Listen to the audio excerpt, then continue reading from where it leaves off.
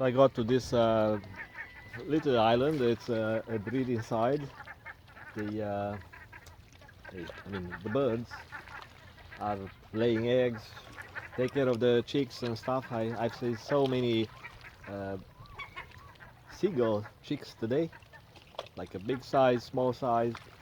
I've seen some eggs that were they had some sort of a little hole, and I could see the beak, like a little chick was trying to get out.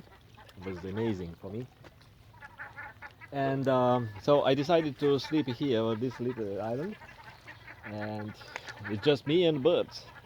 And early in the day, these guys were attacking me, were coming over my head and almost like a maybe half foot away from me, trying to scare me off. Okay. Now you see they are quiet. It's like, okay, look at the guy. He doesn't do nothing. He is not eating our babies. So we are not friends, you know, but we are not enemies now. So we'll see in the morning.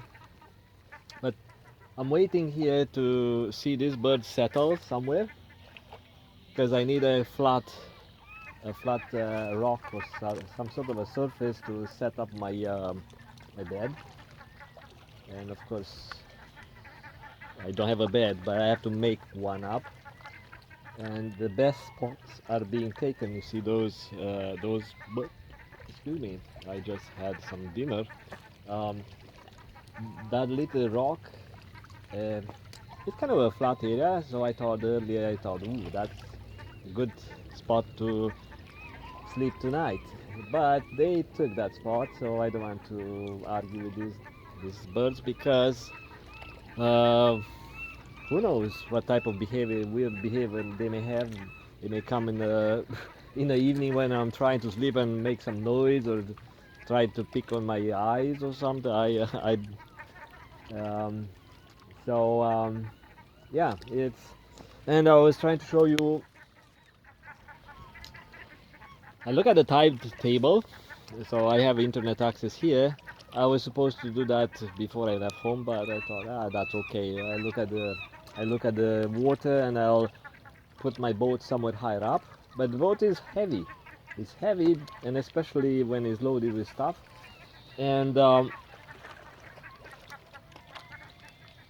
it's not easy to move the boat from the water all the way there, even it's short distance. And when I got here, the water was way lower, and this log right here, this driftwood, um, so I left my boat with a rudder underneath, and I had about maybe a foot between my boat seat and that driftwood.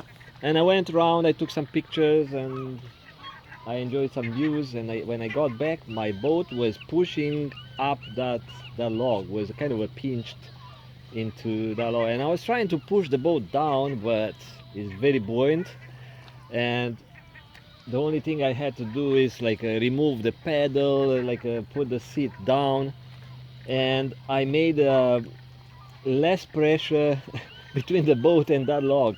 So I was able to push the boat down a bit, squeeze it out, and move it around, and I got it here. And then, like I said, I look at the tide table, and it was about 7 o'clock, and it's the maximum, the highest peak was about 8:20 p.m.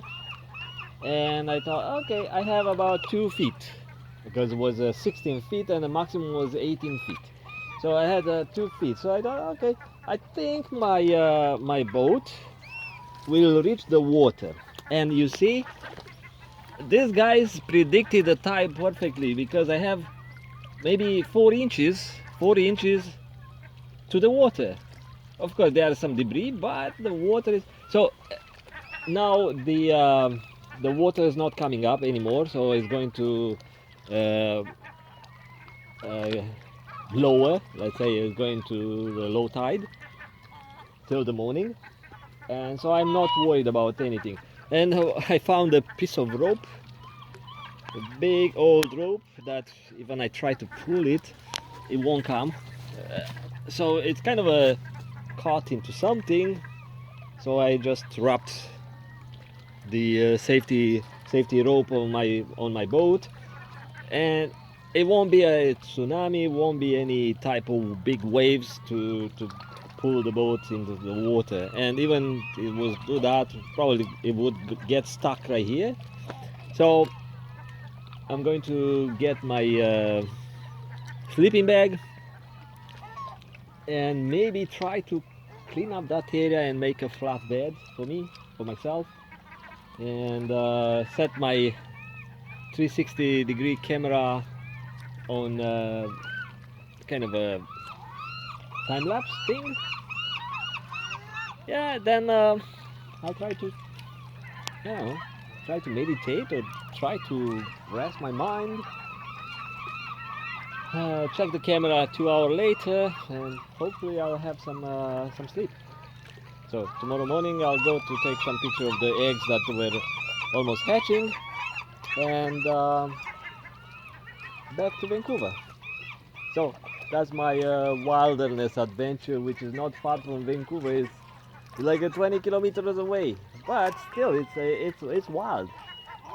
Okay, talk to you soon. Bye bye.